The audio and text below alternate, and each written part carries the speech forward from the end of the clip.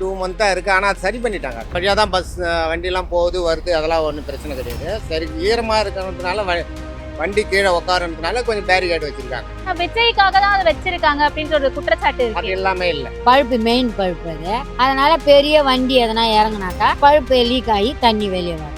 இப்பதான் அதை போட்டு விட்டாங்க. முந்தா நேற்று நைட்டு தான் அதை கரெக்ட் பண்ணாங்க. பைக் காரங்கெல்லாம் ஊந்தாங்க அதுல. ஓகே, அதுதான் தலைவர் வராருன்னு எல்லாம் அதெல்லாம் பல்லலாம் போல. இது தோன்றிய ஒரு மாசம்னால பொய்யெல்லாம் சொல்லக்கூடாது. விஜய் வர்றதுக்காக அது பண்ணல. ஏற்கனவே பள்ளம் மழை பெஞ்சு பள்ளம் உள்ள போய் வண்டிட்டு தடை போட்டு பள்ளம் பல்லம் உயரம் போடுவாங்க. இப்போ ஒரு வாரமா அந்த இது இல்லை, கறி கட்டினா இல்லை, எடுத்தாங்க. விஜய் வந்தா இந்த பள்ளத்தாக்குல எல்லாம் ஊன்றுவாங்க இது பண்ணி பிரச்சாரத்தை கத்துட்டாங்க. விஜய் இந்த தொகுதியில வந்தா எல்லாம் ஏடிஎம் திமுக எல்லாம் தோத்துரும். ஆச்சி மசாலா எந்த சமையலும் ருசி தேடும் ரகசியம் 20 ரூபாய். சென்னை பெரம்பூர் சட்டமன்ற தொகுதிக்குட்பட்ட வியாசர்பாடி முல்லைநகர் ஜங்ஷன்ல தான் நான் இப்ப நின்றுட்டு இருக்கேன். தேர்தல் அறிவிப்புகள் வெளியானதுல இருந்து எல்லா கட்சிகளும் ரொம்ப பரபரப்பா ஓட தொடங்கி இருக்காங்க. தமிழக வெற்றி கழகம் சார்பில் இந்த பகுதியில பிரச்சாரம் செய்வதற்கான ஒரு அனுமதி கேட்டு அந்த அனுமதி மறுக்கப்பட்டிருக்கு. இது ஜனநாயகத்தின் மீது ஒரு நடத்தக்கூடிய ஒரு பாசிச நடவடிக்கை அப்படின்ற மாதிரி விஜய் அவர்கள் கடுமையான தன்னுடைய எதிர்ப்புகளை முன் வச்சிருக்காரு. ஏன் அப்படின்னா இந்த இடத்துல விஜய் அவர்கள் தன்னுடைய பிரச்சாரத்தை தொடங்குறதா முடிவு செய்து 26ஆம் தேதியே பாத்தீங்கன்னா அனுமதி கேட்டு ஒரு விண்ணப்பம் கொடுத்திருக்காங்க அப்படின்னு சொல்லப்படுது. ஆனா தேர்தல் ஆணையத்துல இருந்து விண்ணப்பம் அப்படிங்கிறது தேர்தல் ஆணையத்தால உருவாக்கப்பட்ட பிரத்யேகமான செயலி மூலமா தான் நீங்க ஆன்லைன்ல விண்ணப்பிக்கணும். ஆனா தமிழக வெற்றி கழகம்ல இருந்து ஒரு லெட்டர் மட்டும்தான் கொடுத்திருக்காங்க. அதனால அனுமதி மறுக்கப்பட்டிருக்கு. அது மட்டும் இல்லாம இந்த இடத்துல 3000 பேர் கூடுவாங்க அப்படின்னு அவங்க அனுமதி கேட்டிருந்தாங்க. 3000 பேர் கூடுறதுக்கான உகந்த இடம் இது கிடையாது அப்படின்றதுக்காகவும் அனுமதி மறுக்கப்பட்டிருக்கிறதா சொல்லப்பட்டிருக்கு. சோ இப்ப இந்த இடத்துல நம்ம இருக்கும். இன்னும் சில குற்றச்சாட்டுகளா திரு விஜய் அவர்கள், எனக்கு பின்னாடி நீங்க பாத்தீங்கன்னா தெரியும், அந்த இடத்துல ஒரு சிமெண்ட் போட்டு ஒரு அடப்பு மாதிரி ஒண்ணு ஏற்பட்டிருக்கு. சோ விஜய் அவர்கள் இந்த இடத்துல பிரச்சாரம் மேற்கொள்ள கூடாது, அதை தடுக்கணும் அப்படின்றதுக்காகவே இங்க இருக்கக்கூடிய காவல்துறையும் அரசாங்கத்தோட சேர்ந்துட்டு விஜய் அவர்களுக்கு இப்படி முட்டுக்கட்டை போடுறாங்க. ஒவ்வொரு இடத்திற்கும் பிரச்சாரம் போகும் போதும் இப்படி தங்கள் மீதான ஒரு அடக்குமுறையை ஏவுறாங்க அப்படின்ற மாதிரியான குற்றச்சாட்டுகள் எல்லாம் விஜய் அவர்கள் முன் வச்சிருக்காரு. இவ்வளவு நாட்கள் சீரா இருந்த இந்த சாலை அப்படிங்கிறது எப்படி நாங்கள் பிரச்சாரத்திற்கான அனுமதி கேட்கும் போது மட்டும் இந்த இடத்துல சென்னை மாநகராட்சி சார்புல இரும்பு வேலிகள்லாம் போட்டு அங்க வேலை நடக்கிறதாகவும் அங்க ஒரு தடை ஏற்படுது அப்படின்ற மாதிரி சொல்றாங்கன்ற கடுமையான குற்றச்சாட்டுகளை முன் வச்சிருக்காரு. சோ இந்த பள்ளம் எவ்வளவு நாட்களா இருக்கு, இங்க வசிக்கக்கூடிய மக்கள் எப்படி பாக்குறாங்க, சுமார் இங்க என்ன மாதிரியான கட்சிகள் எந்தெந்த தலைவர்கள் இதற்கு முன்பாக பிரச்சாரம் மேற்கொண்டிருக்காங்க, அண்ட் இந்த இடத்துல எவ்வளவு பேர் இதுக்கு முன்னாடி மேக்சிமமா கூடி இருக்காங்க அப்படிங்கறத போய் கேட்டு தெரிஞ்சுக்கோ. இல்ல அங்க எப்பயுமே பள்ளம் இருக்குமா, இல்ல இன்னைக்குதான் அடிக்கடி பள்ளம் ஊழிஞ்சுக்காது. ஓகே, அந்த பள்ளம் போது அப்பப்ப கொஞ்சம் ரெடி பண்ணுவாங்க. அது என்ன பள்ளம் தெரியல, காவல் என்னன்னு தெரியல. தெரியுமா, பள்ளம் ஊழியம் போடுவாங்க. இப்போ ஒரு வாரமா அந்த இது இல்லை, கறி கட்டினா இல்லை, எடுத்தாங்க. அது எந்த பிரச்சனையும் கிடையாது, நல்லாதான் போயின்னு இருக்கு. இதுக்கு முன்னாடில இருந்து அங்க தண்ணி வரமா. ஓகே, எதனால? காவா பழுப்பு மெயின் பழுப்பு அது. அதனால பெரிய வண்டி எதனா இறங்குனாக்கா அது பழுப்பு லீக் ஆகி தண்ணி வெளியே வரும். இப்பதான் அதை போட்டு விட்டாங்க. முந்தா நேற்று நைட்டு தான் அதை கரெக்ட் பண்ணாங்க. Okay okay okay. இப்ப இன்னைக்கு தமிழக வெற்றி கழக தலைவர் விஜய் இங்க பிரச்சாரம் செய்ய போறாரு, அவர் வரக்கூடாதுன்றதுக்காக இப்படி வேணும்ட்டே பள்ளம் தோண்டி வச்சிருக்காங்கன்னு ஒரு நியூஸ் இருக்கு. அப்படிலாம் இல்லம்மா, அவர் வரணும்டா ஜனத்துங்களுக்கு எல்லாம் ரொம்ப ஆசை. ஆனா அவர் வரலன்னு நாங்க ரொம்ப கஷ்டப்பட்டோம். ஓகே, ஆனா அவருக்காக தோண்டல அந்த பள்ளம். இல்லம்மா. ஓகே, அது இருக்கு, ரொம்ப நாளா இருக்கு. ரொம்ப தண்ணி வந்துக்கினே இருக்கும். நாங்கெல்லாம் திட்டிக்கினே இருப்போம், என்ன இந்த மாதிரி எல்லாம் பண்றாங்க அநியாயம் அப்படின்ட்டு. ஆனா இப்போ ஒரு 4-5 மாசமா ரொம்ப கரெக்டா வேலை செய்யும். Okay okay. அது எவ்வளவு நாளா இருக்கு? இப்பதான் புதுசா போட்டிருக்காங்களா? இல்ல, புதுசா இப்பதான் ஊந்துது. பஸ்லாம் நல்லா தான் இருந்துச்சு. இப்ப திடீர்னு உள்வாங்குச்சு. அது எவ்வளவு நாளைக்கு முன்னாடி? அது ஒரு 3 நாளைக்கு முன்னாதான், ஒரு வாரத்துக்கு முன்ன ஊந்துது. அது சரி பண்ணிக்கிறாங்க இப்போ. ஓகே, அது டிராபிக் ஆகுது ஓவர், அதுதான் இப்போ இதுவா இருக்கு. Okay okay. இங்க தாவேகா தலைவர் விஜய் பிரச்சாரத்துக்கு வர போறாரு, அதை தடுக்கிறதுக்காக அந்த ஒரு பள்ளம் திடீர்னு போட்டி. அதெல்லாம் இல்ல, அப்படி கிடையாது, அப்படிலாம் இல்ல. தலைவர் வராருன்னா அதெல்லாம் இல்ல. ஏற்கனவே ஊந்துது அது பள்ளம். பைக்காரங்கெல்லாம் ஊந்தாங்க அதுல. ஓகே அதுதான் தலைவர் வராருன்னு எல்லாம் அதெல்லாம் பல்லெல்லாம் போடல. Okay okay. அது போட்டு அது சுத்தி இது தடுப்பு வச்சுக்கிறாங்க, அவ்வளவுதான். வேற ஒண்ணும் கிடையாது. இப்போ தடுப்பு எடுத்துட்டாங்க காஞ்சி. ஆமா, காஞ்சிது எடுத்துட்டாங்க அவங்க. Okay okay. எவ்வளவு வருஷமா இருக்கீங்க? நான் வந்து இங்க 42 வருஷமா இருக்கேன். ஓகே இந்த ரோடு போறாத முன்ன செம்மண் ரோடு இருக்கும் போதே இருக்கேன். Okay okay.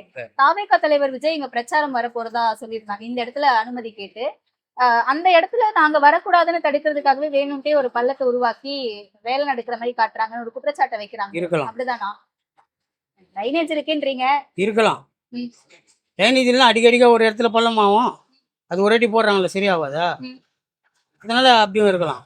Okay okay. இந்த தொகுதியில விஜய் தான் போட்டியிட போறாருன்ற ஒரு தகவல் இருக்கு. தகவல் இருக்கு. உங்க ஆதரவு யாருக்குன்னு? விஜய்க்கு தான். இதுக்கு முன்னாடி இந்த ஏரியாக்கு யார் யாரெல்லாம் பிரச்சாரம் செய்து நீங்க பாத்துருக்கீங்க? உங்களுடைய அனுபவத்துல சொல்லுங்களேன். என் அனுபவத்துல தலைவர்கள் வந்திருக்காங்க. எவ்வளவு பேர் வந்திருக்காங்க. ம். இந்த தொகுதியில போடுறாங்க, வருவாங்க, பார்ப்பாங்க, அவ்வளவுதான். அதோட இல்ல, ரெண்டாவது வர மாதிரி இல்லை. கூட இடையில பெரம்பூர் தொகுதிக்கு விஜய்ன்றாங்க. இப்போ அடுத்தது யார் எதிர்கட்சி யார் போடுறாங்கன்னு தெரியாது. விஜய் பேர் தான் அடிபடுச்சு. ஆனா இன்னைக்கு வரனாரு, இன்னைக்கு வர மாதிரி இல்லை. அது எதனால தெரியாது. வந்திருந்தா போய் பாத்துருப்பீங்களா? கண்டிப்பா போய். அது ஒரு 2 மந்த்தா இருக்கு, ஆனா அது சரி பண்ணிட்டாங்க. ஓகே. அந்த வழியா தான் பஸ் வண்டிலாம் போகுது வருது, அதெல்லாம் ஒன்றும் பிரச்சனை கிடையாது. சரி, ஈரமா இருக்கிறதுனால வண்டி கீழே உட்காரதுனால கொஞ்சம் பேரிகேட் வச்சிருக்காங்க. அது எப்பயே அதெல்லாம் கிளியர் பண்ணியாச்சு. ஓகே. ஆனா விஜய்க்காக தான் அதை வச்சிருக்காங்க அப்படின்ற ஒரு குற்றச்சாட்டு அது இருக்கு. எல்லாமே இல்லை. இப்போ 2 மாசத்துக்கு முன்னாடி இருந்தே இருக்கு. அது நம்ம மெட்ரோ வாட்டர் லைன் நினைக்கிறேன். அது 2 மாசத்துல இருந்து இருக்கு. இப்போதானே விஜய்க்கு இப்போதானே அவங்க இந்த வாரம் தானே வரதா சொல்லியிருந்தாங்க. அதுக்கு இதுக்கு சம்பந்தம் கிடையாது. Okay okay. இங்க எடுத்துக்கிட்டா இப்பெல்லாம் ஒரு 2 மாசம் இருக்கும். எதனால? வண்டி அது மேடு பள்ளமா இருக்கு, போறது கஷ்டமா இருக்குன்னு பள்ளம்ட்டு அங்க தடை போட்டிருந்தாங்க இவ்வளவு நாளா. அது மூடிட்டாங்க, சரியா மூட்டிருக்காங்க. Okay okay. இப்ப விஜய் பிரச்சாரத்துக்கு வர்றதுனாலதான் அந்த இடத்துல பள்ளம் தோண்டிருக்காங்கன்னு ஒரு குற்றச்சாட்டு இருக்கு. அதெல்லாம் இல்லம்மா. விஜய் வர நேத்தான் சொன்னாங்க, முந்தான தெரியுமா, இது தோண்டிய ஒரு மாசம் மேல பொய்யெல்லாம் சொல்லக்கூடாது. விஜய் வர்றதுக்காக அது பண்ணல. ஏற்கனவே பள்ளம் மழை பெஞ்சு பள்ளம் உள்ள போய் வண்டிட்டு தடை போட்டு பள்ளம் தான். இந்த பள்ளம் எவ்வளவு நாளா இருக்குன்னு? இந்த பள்ளம் வந்து தற்காலிகமா ஒரு 3 மாசமா இருக்குமா. 3 வாட்டி மூடிட்டாங்க. இப்போ விஜய் பிரச்சாரம்னா சும்மாக்கிற பள்ளத்தை சிமிட்டி போட்டு வச்சுட்டு பேரிகேடு போட்டு விஜய் வந்தா இந்த பள்ளத்தாக்குல எல்லாம் ஊந்துருவாங்கன்னு இது பண்ணி பிரச்சாரத்தை கத்துட்டாங்க. விஜய் வர்றது எந்த கட்சிக்காருக்கும் பிடிக்கல. ஏன்னா விஜய் வந்து தனித்தா நிக்கிறாரு, யாரும் கூட்டினும் வச்சு நிக்கல. விஜய் வந்து இந்த தொகுதியில வந்தா எல்லாம் ஏடிஎம்க திமுகலாம் தோத்துரும். இதுதான் உண்மை. இதுக்கு முன்னாடி எந்தெந்த தலைவர்கள் இங்க பிரச்சாரம் பண்ணிருக்காங்க? தலைவர்களா? ஏடிஎம்க திமுக தான். வேற எந்த தலைவர் வரந்தாங்க? வேற எந்த தலைவர்? மோடியும் வரல, எந்த தலைவரும் வரல. எந்த தலைவர் வந்தாருன்னு நான் சொல்றீங்க? ஏடிஎம்க தவிர திமுக தவிர யாரும் வரல. முல்லை நகர்ல கலைஞர் வந்திருக்காரு, வைகோ வந்திருக்காரு, இவங்கெல்லாம் பிரச்சாரம் பண்ணியிருக்காங்க. பிரச்சாரம்னா இங்க நின்று பிரச்சாரம் கிடையாது, போயிட்டே இருப்பாங்க, அவ்வளவுதான். இந்த இடத்துல நின்று வந்து இது வந்து தெருமுனை கூட்டம் போடுற இடம். ஓகே. இதுல வந்து மக்கள் நிறைய கூடுவாங்கன்றதால அப்படியே நின்றுட்டு அப்படியே போயிட்டே இருப்பாங்க. ஓகே. அதிகபட்சம் எவ்வளவு கூட்டம் கூட முடியும் இங்க? இந்த இடத்துல ஒரு 500 கூடுறது. இது வரைக்கும் மீட்டிங் எல்லாம் போட்டாங்கன்னா ஒரு 500, 1000 தாண்டாது. ஓகே. ஏன்னா அதுவே இடம் குறுகலான இடம். ஜெயலலிதா அம்மா வந்தது, ஜெயசங்கர் வந்தாரு, அப்போ நிறைய பேர் வந்திருக்காங்க. ஓகே. யாருக்கு கூட்டம் அதிகமா கொடுத்து? எம்ஜிஆர் கூட வந்துக்கிறாரு. யாருக்கு கூட்டம் நிறைய வந்துட்டாருல, அம்மாவுக்கு தான் நிறைய வந்து. எவ்வளவு பேரு கூடி இருப்பாங்க? அப்ப கூடி இருப்பாங்கம்மா, அப்ப கம்மி ஜனம், இப்ப ஜனத்தொகை அதிகம். அப்போ வந்து நான் கூடி இருந்தாக்க ஒரு 2000 பேர் கூடிப்பாங்க. அப்ப கூட அம்மா பார்க்க இந்த மேல எல்லாம் ஜனம் இருந்தாங்க, இந்த மேல எல்லாம் இருந்தாங்க. அப்போ இந்த மாதிரிதான், அந்த மாதிரில இதுதான் 2000 பேருக்கு மேலதான் இருப்பாங்க. எனக்கு கம்மி இல்லை. இப்போ அதே 2000 பேர் இந்த இடத்துல கூட முடியுமா? முடியுமா? ஏன் முடியாது? என்ன ஒண்ணு நெரிச்சல் ஏதாவது ஆயிடும்னு ஒரு பயம், அதனாலதான் இப்ப தடை பண்ணிக்கிறாங்க. ஓகே. 2000 பேர் கூட முடியும். கூட முடியும். அதுக்கு மேல போனா? அதுக்கு மேல போனா சொல்ல முடியாது.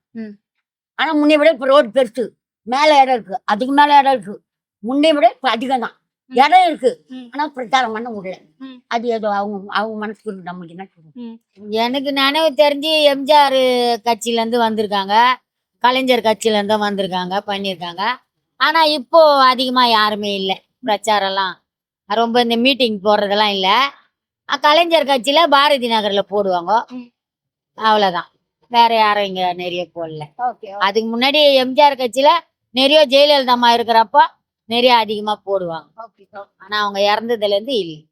எம்ஜிஆர் வந்துக்கிறாரு, கலைஞர் வந்துக்கிறாரு, மு.க. ஸ்டாலின் வந்துக்கிறாரு, உதயநிதி ஸ்டாலின் வந்துக்கிறாரு, விஜயகாந்த் சார் வந்துக்கிறாரு, ஜெயலலிதா அம்மா வந்துக்கிறாங்க. 3 வாட்டி வந்துக்கிறாங்க ஜெயலலிதா அம்மா.